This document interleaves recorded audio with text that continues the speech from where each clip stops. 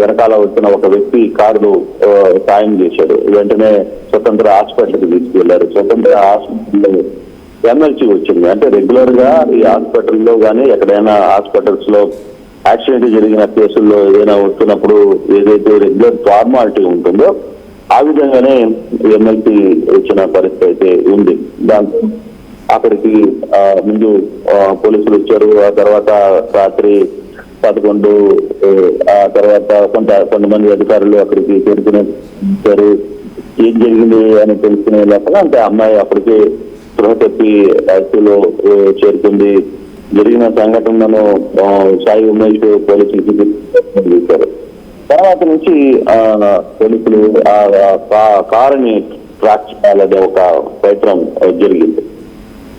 ఏదైతే దాదాపుగా అక్కడి నుంచి సినారియా మొత్తం కూడా మారిపోయిన పరిస్థితి కనబడుతుంది ఆ కేసులో. ఆ తర్వాత వీళ్ళు రాత్రి అంటే ఇది ఎస్పీ చేస్తున్న కథనం అంటే దాదాపుగా వారం రోజుల తర్వాత ఎస్పీ ఒక మీడియా సమావేశాన్ని నిర్వహించారు. చివరికి తండ్రి వచ్చిన దాకా కూడా కనీసం పోలీసు అధికారులు మాట్లాడలేదు. అంటే దీనికంటే ముందు 3 రోజుల తర్వాత అంటే 4 రోజుల వరకు ఎవరు దీన్ని మాట్లాడలేదు. ఫస్ట్ డిఎస్పీ అక్కడున్న సిఐ ఇద్దరు కూడా సమావేశాన్ని పెట్టారు. ప్రెస్ మీడియాలో ఇది డిఫరెంట్ వీలుగా జరిగింది. తర్వాత దీన్ని కేసుని మార్చే ప్రయత్నం చేస్తున్నాం, సెక్షన్స్ మార్చే ప్రయత్నం చేస్తున్నాం అని చెప్పారు. తర్వాత నిన్న ఎస్పీ నేరుగా ప్రెస్ మీట్ పెట్టిన తర్వాత ఆయన క్లియర్గా కొన్ని విషయాలు అంటే ప్రయత్నం చేశారు. ఆ రోజు రాత్రి వాళ్ళు దిగారు, వేరే దగ్గర పడుకుంటూ ఉదయానికి మాకు కొంత సమాచారం వచ్చింది. మరుసటి రోజు 11 గంటలకి వాళ్ళని తీసుకుని వచ్చాం. అది రిటర్న్ కేసు కానీ మొదట స్థానికంగా ఉన్న ఎస్హెచ్ఓలు లేకపోతే ప్రకాష్ నగర్ పోలీసులు భావించారు. తర్వాత వాళ్ళకి ఆ రోజు రాత్రి కూడా బెయిల్ ఇచ్చారు. తర్వాత స్టేషన్ బెయిల్ ఇచ్చారు. మళ్ళీ వాళ్ళు వెళ్ళిపోయారు. మరుసటి రోజు మళ్ళీ వాళ్ళని రమ్మని చెప్పారు అనే విషయాన్ని కూడా కొంత మనకి ఎస్పీ కూడా అదే విషయాన్ని ధృవీకరించారు. ఆయన ఫర్దర్ గా ఎప్పుడైతే 3 రోజుల పాటు ఈ కేసుకు సంబంధించిన కేసు ఎక్కడ డీటెయిల్ బయటకు రాలేదు, సీసీ ఫుటేజ్లు బయటకు రాలేదు, తర్వాత వాళ్ళకి సంబంధించిన ఫోటోస్ బయటకు రాలేదు, ఎక్కడా రాలేదు. చివరికి అది ఎలా బయటికి వచ్చింది అంటే ఈ ప్రియాంక చదువుతున్న డాక్టర్స్ గ్రూప్ ఏదైతే ఉంటుందో ఆ డాక్టర్స్ గ్రూప్ లో ఇంత సంఘటన జరిగింది కనీసం ఈ సమాచారం బయట ఎక్కడికి రావట్లేదు. ఒక మీడియాలో కావచ్చు, పేపర్లో రాలేదు, లేకపోతే ఒక టీవీలో రాలేదు. అట్ ది సేమ్ టైం పోలీసులు వ్యవహారం మీద ఎందుకు స్పందించట్లేదు, వాళ్ళని పట్టుకున్నామనో లేకపోతే పోలీసులు అయినా సరే వ్యవహారాన్ని చెప్పాలి, ఇది చెప్పట్లేదు. ఇది ఆల్మోస్ట్ ఆల్ కోటకలో జరిగిన మహిళకు సంబంధించిన సేమ్ డాక్టర్ ఘటన కంటే ఇంత ఘోరంగా ఇక్కడ పోలీసులు వ్యవహరిస్తున్నారు అని చెప్పి వాళ్ళు మాట్లాడుకుంటూ చర్చ కొంత అన్ని గ్రూపుల్లోకి వెళ్ళిపోయింది. అది గ్రూప్ చాట్ చాలా పెద్ద స్థాయిలో జరిగింది. అది సోషల్ మీడియాకి వెళ్ళిపోవడం లేకపోతే బయటకు వచ్చేయడం, చాలా మందితో దాని మీద రియాక్ట్ అవుతున్న నేపథ్యంలో అప్పుడు అసలు కథ బయటకు వచ్చింది. 3 రోజుల తర్వాత వ్యవహారాన్ని తెర మీదకి వచ్చే ప్రయత్నం అయితే స్థానికంగా ఉన్న కావచ్చు, వ్యక్తులు కావచ్చు, లేకపోతే మీడియా కావచ్చు, ఎవరి ఆహారాన్ని బయట పెట్టలేదు. ఓన్లీ ఒక్క ప్రకాష్ నగర్ కి సంబంధించిన వ్యక్తులు మాత్రమే తెలుసు ఈ కథ అంతా. ఎవరికి సమాచారం తెలియదు. తర్వాత అప్పుడు స్థానికంగా ఉన్న కొంతమంది నేతలు, ప్రతిపక్షంలో ఉన్న కొంతమంది నేతలు, తర్వాత కొంతమంది విద్యార్థులు, వీళ్ళందరూ కూడా కాలేజీ నుంచి బయటకు అసలు ఏం జరిగిందో చెప్పాలి అని చెప్పి మాట్లాడిన సందర్భం. ఆర్టీవీ వ్యవహారాన్ని వెలుగులోకి సీసీ ఫుటేజ్తో సహా వెలుగులోకి తీసుకుని వచ్చిన తర్వాత అసలు కథ బయట పడింది. మొత్తం వీరి మీద రియాక్ట్ కావడం మొదలు పెట్టారు. అసలు ఇంత పెరిగితే దాదాపుగా 3 రోజుల పాటు వ్యవహారాన్ని ఎందుకు దాచిపెట్టే ప్రయత్నం చేశారు, దాన్ని ముందుగా డిఫరెంట్ గా ఎందుకు చూశారు, అసలు సీసీ ఫుటేజ్ లో ఆ రోజు రాత్రి ఏం జరిగింది అనేది పూర్తిగా కూడా కంప్లీట్ సమాచారం ప్రకాష్ నగర్ పోలీసుల దగ్గర ఉంది. అట్ ది సేమ్ టైం అదే ప్రసాద్ ఆదిత్య మాల్కి సంబంధించిన సిబ్బంది దగ్గర ఇచ్చిన చాలా ఫుటేజ్ కింద గొడవ జరిగిన ఫుటేజ్ అన్ని ఉన్నాయి. కానీ ఎక్కడో వాళ్ళకి అవసరమైనంత వరకు వీడియోస్ మాత్రమే పోలీసులు ఇచ్చే ప్రయత్నం చేశారు అనేది అది కొంత ఈ వ్యవహారంలో ప్రకాష్ నగర్ పోలీసులకు సంబంధించిన వ్యవహారంలో కొంత వ్యాప్తం జరిగింది అనేది సుస్పష్టం. ఇది ఉన్నతాధికారులకి క్లియర్ గా తెలుసు, తర్వాత పై స్థాయి అధికారులకి తెలుసు, అందరికీ ఈ వ్యవహారం అయితే చాలా స్పష్టంగా తెలుసు. కానీ ఇక్కడ జరుగుతున్న ఓవరాల్ సీన్ లో మాత్రం తర్వాత ఇంకా ముఖ్యమంత్రి నేరుగా ఎంటర్ కావడం, తర్వాత పవన్ కళ్యాణ్ నేరుగా ఎంటర్ కావడం, దాంతో పవన్ కళ్యాణ్ నేరుగా అధికారులతో మాట్లాడే ప్రయత్నం చేయడం, పవన్ కళ్యాణ్ కార్యాలయం నుంచి నేరుగా మాట్లాడే ప్రయత్నం చేయడం, తర్వాత ముఖ్యమంత్రి నుంచి సీఎంఓ నుంచి ఆదేశాలు రావడం, ఉన్నత స్థాయి అధికారులతో మాట్లాడే ప్రయత్నం చేయడం, ఇవంతా కూడా జరిగిన తర్వాత ఒక్కసారిగా ఇంకా ప్రకాష్ నగర్ పోలీసుల చేతిలో సీన్ పై అధికారుల చేతిలోకి వెళ్ళిపోయింది.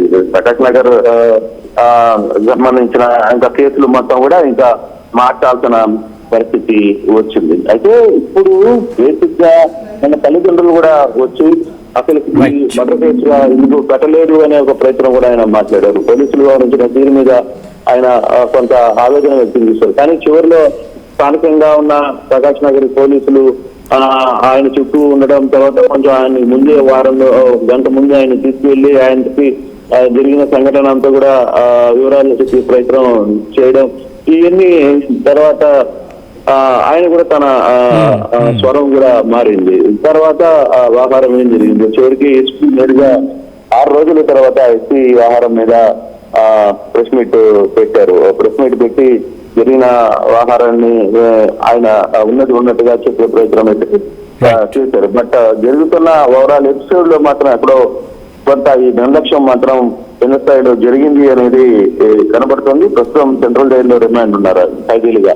కానీ ఇప్పుడు జరగాల్సిన అంశం ఒకటే, ఏదైతే రిమాండ్ రిపోర్టు పెట్టబోతున్నారో, ఛార్జ్ షీట్ వేయబోతున్నారో, దాంట్లో ఎటువంటి అంశాలని క్రోడీకరిస్తారు, అసలు ఏం జరిగింది, ఎందుకు ఆహారం మీద ఆ కేసు నిలబడాలి అంటే చివరికి ప్రియాంకకు ఇప్పుడు మన మధ్య లేదు, కానీ ప్రియాంకకి తన చివరి కోరిక ఏదైతే ఉందో నిందితుల్ని డెఫినెట్గా శిక్ష పడేటట్టుగా చూడాలని, తన ఆత్మకు శాంతి జరగాలనేది తండ్రి కోరిక. ఆ తండ్రి కోరికను పోలీసులు ఏ విధంగా నెరవేరుస్తారు, ఏ విధంగా ఉంటుంది అనేది మనం ఇప్పుడు చూడాల్సిన పరిస్థితి అయితే కనపడుతుంది. మరి కోర్టుల్లో వీళ్ళు పెట్టే ఛార్జ్ షీట్లు, వీళ్ళు ఐఓ ఇచ్చే ఆ రిపోర్ట్స్ ని బట్టి, కోర్టు ముందు ప్రవేశపెట్టే సాక్ష్యాలను బట్టి మాత్రమే కోర్టు తీర్పులు ఇస్తుంటాయి. సో ఆ దిశలో ఇప్పుడు వీళ్ళకి శిక్ష పడే పరిస్థితి ఉందా, లేదు 1 నెల 15 రోజుల్లోనే బెయిల్ వచ్చేస్తుంది. ఇక్కడ సాధారణంగా ఏం చేస్తుంటారంటే ఇటువంటి క్రిమినల్ కేసులు, ఒక పెద్ద హై ప్రొఫైల్ కేసుల్లో ఏం చేస్తుంటారు, ముందు ఇమీడియట్ గా తీసుకెళ్లి జైల్లో పెట్టేస్తారు. జైల్లో ఎలాగో బెయిల్ వస్తుంది, బెయిల్ రావడానికి అప్పుడు అసలు కట్ట జరుగుతుంది. అక్కడ పోలీసులు లాయర్లకు మధ్య జరుగుతున్న దాంట్లో అక్కడ వీళ్ళకి ఎవిడెన్స్ ప్రవేశపెట్టడం, తర్వాత వాళ్ళకున్న సాక్ష్యాలను ప్రవేశపెట్టడంలో అక్కడ చాలా అంశాలు జరిగిపోతుంటాయి. అప్పుడు జరుగుతున్న ఈ అంశంలో మరి మళ్ళీ వాళ్ళ తరఫున లాయర్లు కూడా ఖచ్చితంగా కోర్టుని ఆశ్రయిస్తారు. ఇప్పుడు 18 రోజులు రిమాండ్, 20వ తారీఖు వరకు రిమాండ్ ఉన్నాయి. ఈ లోపల బెయిల్ కి సంబంధించిన అంశాలు వీటన్నిటిని కూడా పెట్టి ప్రయత్నం చేస్తారు. ఛార్జ్ షీట్లు, రిమాండ్ రిపోర్ట్ లో ఏ విధంగా ఇప్పుడు పోలీసులు పెట్టబోతున్నారు అనేది చూడాలి.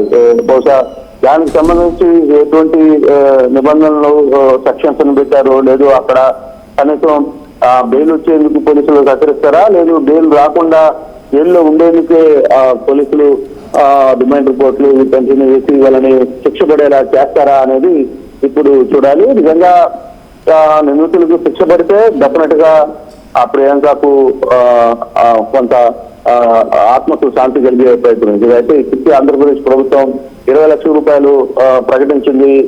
తర్వాత వాళ్ళకి అవసరమైన ఖర్చులు అంతా కూడా ప్రభుత్వం చూస్తారని చెప్పి హామీ ఇచ్చిన నేపథ్యం కూడా మనం చూసాం. అట్ ది సేమ్ టైం ముఖ్యమంత్రితో పాటు డిప్యూటీ సీఎం కూడా ఆ వ్యవహారం మీద స్పందించి వాళ్ళతో మాట్లాడే ప్రయత్నం చేశారు. కాబట్టి ఈ రోజు అంత్యక్రియలు జరుగుతున్నాయి సొంత గ్రామంలో. ఫర్దర్ గా ఇప్పుడు ఏం జరగబోతుంది, తర్వాత తల్లిదండ్రులు ఏమి మాట్లాడతారు అనేది చూడాల్సిన పరిస్థితి. న్యాయం జరుగుతుంది అని అయితే జిల్లా ఎస్పీ నరసింహ కిషోర్ ప్రకటన చేశారు. కానీ ఈ ప్రకటన చేసిన తర్వాత అది నిజంగా కార్యాచరణ వస్తుందా, లేకపోతే నీరు గాలిపోద్దా ఆ కేసు అనేది కూడా మనం చూడాల్సిన పరిస్థితి అయితే కనబడుతుంది. Sachin. Right Krishnamohan, thanks for the update. మొత్తంగా అయితే ఈ నిందితులిద్దరికీ కఠినంగా శిక్ష పడాలని చెప్పి తెలుగు ప్రజలు కోరుకుంటూ ఉన్నారు. అండ్ మీ అభిప్రాయం ఏంటి? మీరేమనుకుంటూ ఉన్నారు? కమెంట్ చేసే ప్రయత్నం చేయండి. ఈ కథను మీరు కాస్త కలవరపరచవచ్చు. దీనికి సంబంధించి తగిన జాగ్రత్తలు తీసుకోవాలని ఆర్టీవీ